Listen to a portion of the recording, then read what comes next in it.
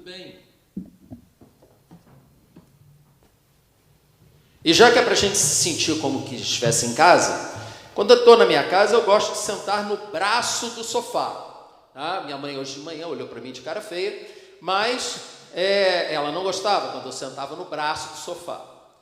Mas eu também gosto muito de olhar para você enquanto falo. Por isso, então, eu quero compartilhar com você uma reflexão rápida. Assim espero.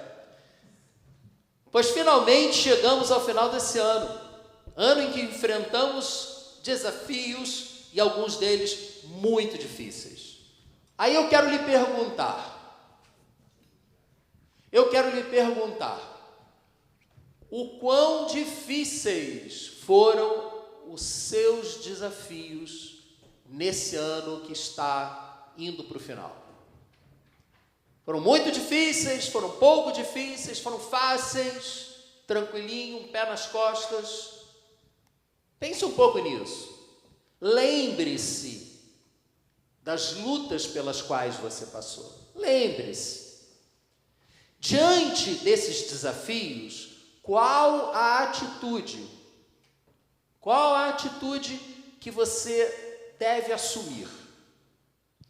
É sobre isso que eu quero conversar com você essa noite. E eu quero me basear na palavra de Deus. Na carta de Paulo aos Romanos, tem um texto que está projetado, que eu gostaria que nós lêssemos juntos. Vamos ler juntos? Tudo o que foi escrito no passado foi escrito para nos ensinar, de forma que, por meio da perseverança e do bom ânimo procedentes das Escrituras, mantenhamos a nossa esperança. Porque às vezes as lutas são muito pesadas e nós chegamos a perder a esperança. É por isso que nós precisamos ir à palavra de Deus em busca daquelas lições do passado que nos sirvam de exemplo de como Deus nos ama e de como Deus transforma o mal em bem e de como Deus jamais nos abandona. E o texto que eu vou compartilhar com vocês é justamente o texto que deu origem a essa afirmação. Até aqui nos ajudou o Senhor, ou, nas versões mais recentes, até aqui o Senhor nos ajudou. Não importa a ordem. Abra a sua Bíblia no primeiro livro de Samuel, no capítulo 7. Mas antes, uma pequena, rápida contextualização. Nós acabamos de ler Paulo dizendo que tudo que foi escrito para servir como exemplo para nós. E esses exemplos, eles foram criados a partir da vida dos filhos escolhidos de Deus. Os judeus que foram escolhidos pelo Senhor para servirem de exemplo do seu amor por nós. Então Deus chamou Abraão, e Abraão respondeu com fé. Os filhos de Abraão começaram então a formar esse povo de Deus que serviria de exemplo para nós, e chegou num determinado momento, na quarta geração, uma grande fome viria sobre a terra, e Deus permitiu que os irmãos de José, por inveja, por ciúme dele, simplesmente o vendessem como escravo. Mas tudo aquilo fazia parte do plano de Deus para salvar as famílias daqueles irmãos de José, porque senão todos morreriam de fome. José foi à frente e todo mundo conhece, né, essa história. Talvez a história mais longa de Gênesis seja justamente a história de José. São quase 20 capítulos. José foi à frente, passou grandes apertos, mas Deus o colocou na posição em que ele poderia salvar os seus irmãos, a sua família. O problema é que aquela geração passou, outras gerações vieram, e agora os judeus, o povo escolhido de Deus, estava escravizado no Egito. Deus então ouviu o clamor dos seus filhos e levantou Moisés para liderar o seu povo para fora do cativeiro egípcio, da escravidão na mão dos egípcios, e os levar de volta para a terra que Deus prometeu para o seu antepassado Abraão. Moisés cumpriu a tarefa, chegou a hora dele de ir embora, e Deus levantou um sucessor de Moisés, Josué, que conduziu as campanhas militares necessárias para remover o povo que estava na terra. Se a terra era boa, obviamente não estaria vazia, né? Então, havia muitos povos ali naquela região e eles precisaram ser removidos para que o povo de Deus pudesse ocupar aquela área. E durante toda a vida de Josué, só guerra. Com a morte de Josué, o povo estabelecido na terra, eles começaram a fazer exatamente o que nós fazemos. Quando as coisas vão bem, a gente se esquece de Deus. A gente não se lembra de ler a Bíblia, não se lembra de orar, porque está tudo indo bem, a gente acaba encontrando outras prioridades. Mas quando as coisas começam a ficar ruins, aí a gente se lembra de Deus, aí a gente pede oração, aí a gente vai na igreja, porque o bicho está pegando. E, gente, volto a dizer, isso está tudo na palavra de Deus, a sua vida está escrita na palavra de Deus. O que nós vivemos, a nossa realidade espiritual, é a mesma do povo de Deus. Eles também viviam dessa forma cíclica, buscavam a Deus quando as coisas iam mal e se esqueciam de Deus quando as coisas iam bem, exatamente como nós. E aí Deus, nessas vezes em que o povo se arrependia e voltava para os caminhos do Senhor, como aquela parábola do filho pródigo, enquanto estava cheio de grana, o filho pródigo mandou o pai passear e foi embora. Quando perdeu tudo, se lembrou do pai e voltou arrependido para casa. É a história de Juízes. Deus levantava líderes, juízes aqui eram líderes do povo, que conduziam o povo em combates para a libertação do povo do jugo dos seus vizinhos. E foi um juiz após o outro, até que chegou o último dos juízes, Samuel. Daí, portanto, o livro de Samuel. Samuel, ele por si só já era um milagre. Ele era nascido de uma mulher, ele nasceu de uma mulher estéril. Deus é quem permitiu que aquela mulher estéril desse à luz a Samuel. E ela não apenas trouxe Samuel para o mundo, mas ela o entregou para Deus. Assim que o menino foi desmamado, ele foi levado para o templo e entregue aos cuidados do sacerdote Eli, que era o juiz antes de Samuel. O povo, naquela época, estava afastado do Senhor. Eli não era um bom líder e seus filhos eram ainda piores. Foram à guerra, levaram a arca como se fosse um amuleto, como muitas vezes nós usamos a Bíblia como um amuleto, né? Não vamos abrir a Bíblia na sala de casa porque isso traz bons fluidos. Não, só traz poeira para a tua Bíblia, desculpe. O que traz bons fluidos é você orar, é você ler a sua Bíblia, é você buscar a aplicação do que você está lendo na sua vida. Aquele povo não entendeu isso. A arca, o símbolo da presença de Deus, foi levado para o campo de batalha como se ele fosse um amuleto. Eles perderam a batalha e os filisteus levaram a arca embora. A arca acabou sendo devolvida, depois você leia lá em Samuel, nos capítulos anteriores, mas ficou 20 anos num canto.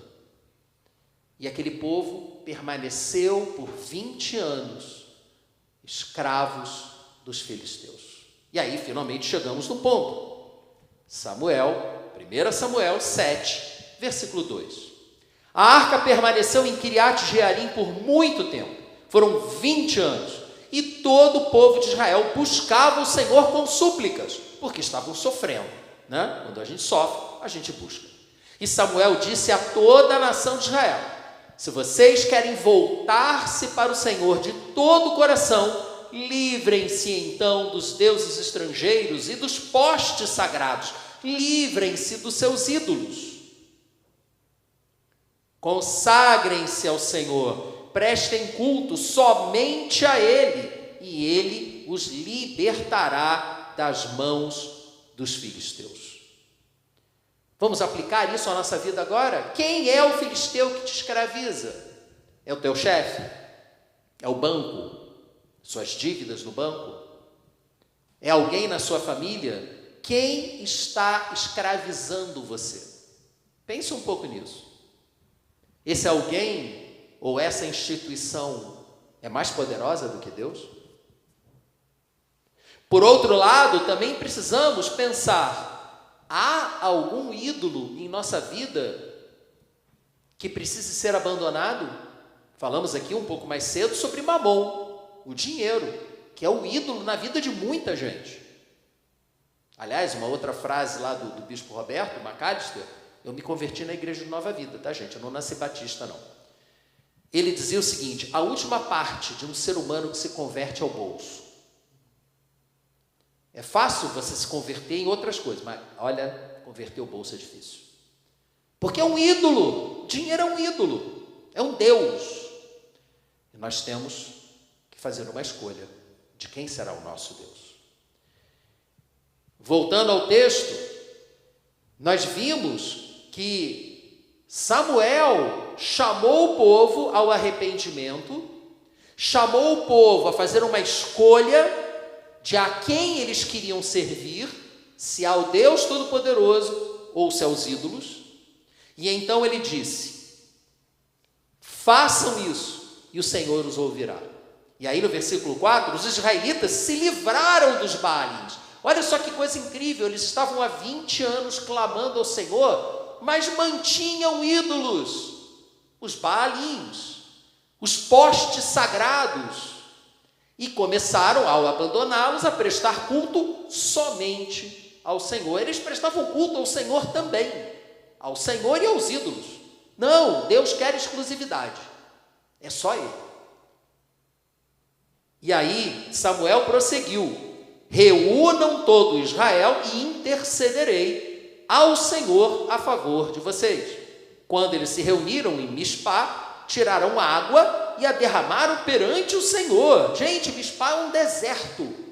Você buscar lá no Google, você vai ver. Onde é que fica isso? Você vai ver que é um deserto. Eles pegaram o que eles tinham de mais precioso. O que é mais precioso no deserto? A água. Eles pegaram a água deles e derramaram na presença do Senhor. Eles entregaram suas vidas na mão do Senhor, que sem água no deserto você vai morrer, independente dos filisteus. Eles entregaram ao Senhor o que eles tinham de mais precioso. E mais, o texto continua dizendo que naquele dia eles jejuaram, não apenas entregaram a água, como não comeram também. Eles fizeram realmente uma entrega plena das suas vidas. E ali disseram: temos pecado contra o Senhor. Ou seja, humilharam-se. Olha só quantas atitudes que eles tomaram antes que Deus começasse a agir. E foi em Mispá que Samuel começou a liderar os filhos de Deus, os israelitas. Mas, versículo 7, quando os filisteus souberam que os israelitas estavam reunidos em Mispá, saíram para atacá-los. Quando os israelitas souberam disso, ficaram com medo natural e disseram a Samuel: não pare de clamar por nós ao Senhor nosso Deus, para que nos salve das mãos dos filisteus. Então Samuel pegou um cordeiro ainda não desmamado e ofereceu inteiro como um holocausto ao Senhor. Uma figura clara de Jesus, um cordeiro sendo sacrificado para que o povo pudesse sobreviver. Jesus entregou sua própria vida, amando de Deus Pai, para que você possa sobreviver, para que você possa ter vida e vida abundante. Samuel fez aquele holocausto, aquele sacrifício, e então clamou ao Senhor em favor de Israel, e o Senhor lhe respondeu. Louvado seja Deus! Enquanto Samuel oferecia o holocausto, Os filisteus se aproximaram para combater Israel, porém, naquele dia, o Senhor trovejou com fortíssimo estrondo contra os filisteus e os colocou em pânico. Em pânico. Deus não tornou os israelitas mais fortes, nem tornou os filisteus mais fracos. Ele apenas os aterrorizou. E ao ficarem aterrorizados, fugiram e foram derrotados por Israel. Os soldados de Israel saíram de Mispá e perseguiram os filisteus até um lugar abaixo de Bet-car, matando-os pelo caminho. Então Israel pegou uma pedra, a ergueu entre Mispá e Sem e deu-lhe o nome Ebenezer. Ali, versículo 12, a segunda metade do versículo, Ebenezer, que em hebraico significa até aqui o Senhor nos ajudou. Vamos repetir isso? Até aqui o Senhor nos ajudou. Aleluia! Eu posso falar isso da minha vida e posso falar isso em nome da nossa igreja. Até aqui o Senhor nos ajudou. Foi o Senhor que nos inspirou a buscar outras possibilidades de locação para a nossa igreja sair do aluguel caríssimo. E fomos para um aluguel caro. Mas, gente, não precisamos mudar de lugar. Saímos 24.800, pagamos 22, porque demos um desconto, né? Ganhamos um desconto, mas era 24.800, iríamos ter reajuste. E descemos para 18. Isso é livramento do Senhor. Podemos continuar no mesmo lugar, não precisamos iniciar toda uma reforma gigante em outro lugar. Deus proveu. Deus agiu. Isso é só uma coisa. Vou aqui já começar a retrospectiva, será rápida, prometo, e veremos tudo o que Deus fez por nós neste ano, a ponto de podermos realmente dizer isso, pelo menos em relação à nossa igreja, e eu espero que você possa também dizer isso em relação à sua vida. Até aqui o Senhor te ajudou. Concluindo a passagem, versículos 13 a 15, assim os filisteus foram dominados e não voltaram a invadir o território israelita. A mão do Senhor, opôs-se aos filisteus durante toda a vida de Samuel. As cidades que os filisteus haviam conquistado foram devolvidas a Israel, desde Ecrom até Gate. Israel libertou os territórios ao redor delas do poder dos filisteus, e houve também paz entre Israel e os amorreus, outro povo que perseguia os israelitas, e Samuel continuou como juiz de Israel durante todos os dias da sua vida. Ebenezer. Mas aí eu lhe pergunto, você tem reconhecido na sua vida a ação de Deus como Samuel levou o povo a reconhecer? Na hora que os filisteus saíram correndo, ao invés de imediatamente correr atrás do inimigo em fuga, ele foi lá, ergueu uma pedra e disse: gente, até aqui nos ajudou o Senhor, agora pode sair correndo atrás deles. Você tem feito essas pausas na sua vida para reconhecer aquilo que Deus tem feito na sua vida? Reconhecer aquilo que outras pessoas têm sido usadas por Deus para fazer na sua vida? Gente, isso é muito importante. O reconhecimento, a gratidão, são valores altamente valorizados por Deus. Valores valorizados, ficou um pouco pleonástico, mas deu para entender, né?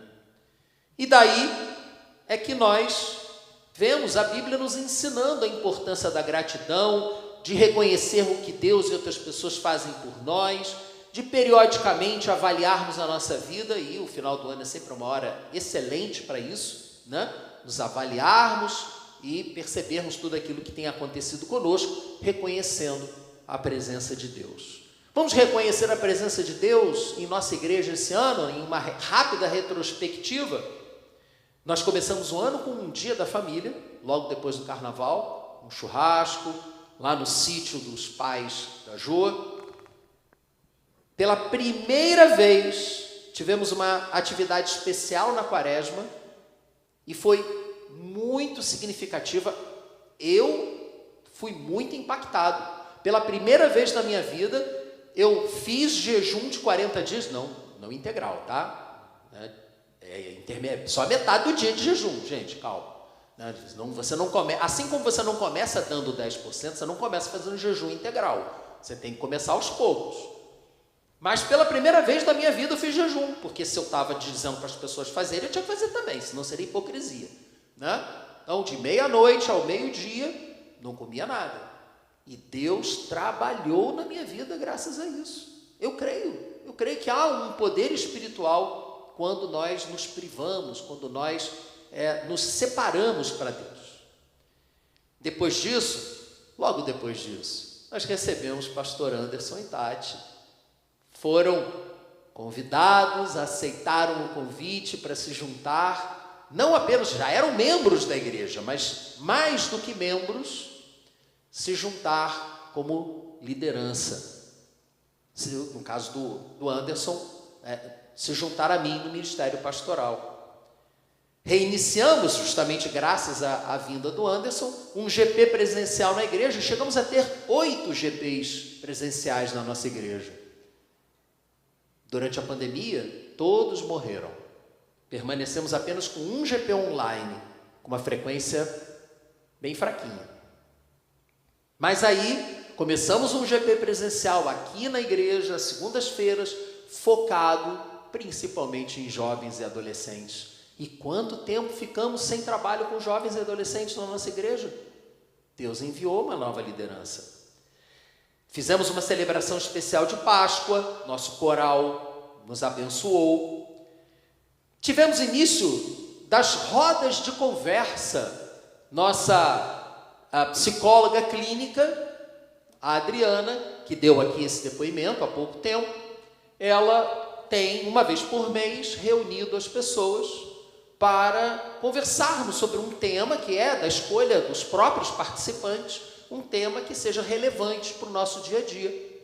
Conversamos e ela traz a bagagem dela, tanto profissional quanto acadêmica, para nos ajudar a lidar melhor com aquelas questões. Muito bom, muito bom. A roda de conversa tem sido excelente. Reiniciamos as visitas do Coração Social, fomos ao recolhimento Betel, visitar as velhinhas do recolhimento Betel, coisa que fizemos várias vezes ao longo do tempo. Voltamos a fazer desde a pandemia, do início da pandemia que não fazíamos. Participamos das festas de aniversário da Casa Batista da Amizade, da Casa Viver. Na Casa da Batista da Amizade, inclusive, fomos os primeiros a chegar e os últimos a ir embora, carregando peso, arrumando tudo lá para eles. E temos uma oferta, não apenas participamos da festa de aniversário da Casa Viver, inclusive varrendo o chão, servindo as crianças, mas também demos uma oferta de R$ 1.300 para eles, lá no mês de outubro. Além disso, retornamos à nossa mini vigília de oração. Gente, sem oração a gente não vai a lugar nenhum. É verdade que nós temos um encontro de oração online semanal, toda quarta-feira, de 9 às 10 da noite. Mas orar presencialmente ali, junto da pessoa, dar as mãos, é outra coisa. Então, toda a última sexta-feira do mês, nos reunimos. Este mês não será na última sexta-feira, dia 29, será na próxima sexta-feira, dia 22, que 29 eu estarei viajando e eu faço questão de participar. Então, está ali até a chamada para você. Dia 22, de 19h30 às 21h30, teremos a nossa mini vigília de oração. Depois disso, tivemos nosso jantar dos namorados, retomamos o jantar dos namorados, coisa que não fazíamos há muitos anos. Tivemos a despedida do Gai e da Helena, tivemos a nossa celebração especial de aniversário dos 24 anos da igreja, a grande bênção da assinatura do novo contrato de sublocação. Louvado seja o Senhor por isso. A celebração especial de ação de graças, o apadrinhamento de 30 crianças da Casa Viver. Gente, a nossa igreja tem 60 e poucas pessoas, apadrinhou 30 crianças e ainda doou mais de R$2.000 na conta do Coração Social, que também vão para a Casa Viver. Aquelas crianças vão ter um Natal realmente especial. Eu tenho certeza que não foi apenas a nossa igreja que se envolveu com eles dessa forma. Outras igrejas também fizeram. Louvado seja Deus pela sua generosidade. Além disso, nós tivemos domingo passado a nossa celebração especial de Natal com um coral magnífico, muito lindo, muito lindo. Se você ainda não assistiu, está lá no nosso canal do YouTube. E hoje estamos com essa celebração de encerramento do ano, porque não teremos atividades nos próximos 2 domingos. Entendemos, conversamos com algumas pessoas e percebemos que teríamos muito pouca gente aqui, né, no dia 24, no dia 31, e, portanto, a igreja está em recesso. A igreja física, mas a igreja espiritual, essa não fecha nunca. Estaremos sempre juntos, estaremos online em algumas atividades, mas aqui nos próximos 2 domingos não estaremos. E hoje estamos encerrando as nossas atividades do ano, quer dizer, com exceção da mini vigília na sexta-feira que vem, nada melhor, como disse o Anderson, do que encerrar o ano oficialmente orando, né? Quem dera, quem sabe no futuro a gente ainda consiga fechar o ano, virar o ano em oração. Pode ser, né? Muitas igrejas fazem, né, o culto da virada. É uma questão que a gente pode chegar lá também. Gente, isso foi tudo coisa nova que fizemos porque recebemos pessoas dispostas e disponíveis a fazer isso acontecer. Eu não faço nada sozinho. Impossível. E não foi só isso tudo que é novo, não. Nós ainda mantivemos as 2 celebrações dominicais, que quando começamos há 2 anos parecia loucura. A gente não enchia nenhuma celebração, vai fazer 2. Mas perseveramos e continuamos o GP online, continuamos com os encontros de oração online, celebrando a transformação online, que esse ano foi maravilhoso, o estudo bíblico pelas manhãs, antes da celebração, que agora está em pausa, a gente vai planejar o que vai fazer, e as aulas do Criativa. Olha só o que a nossa igreja fez, o que ela está fazendo. E ela quer fazer muito mais, muito mais. Por isso eu lhe pergunto, o que você faria agora em 2024, se você tivesse a certeza que Deus estaria contigo e faria funcionar? Pense nisso agora, feche seus olhos um pouquinho. Pense nisso. O que você faria para Deus, se você tivesse certeza que Ele faria dar certo? Eu quero orar com você.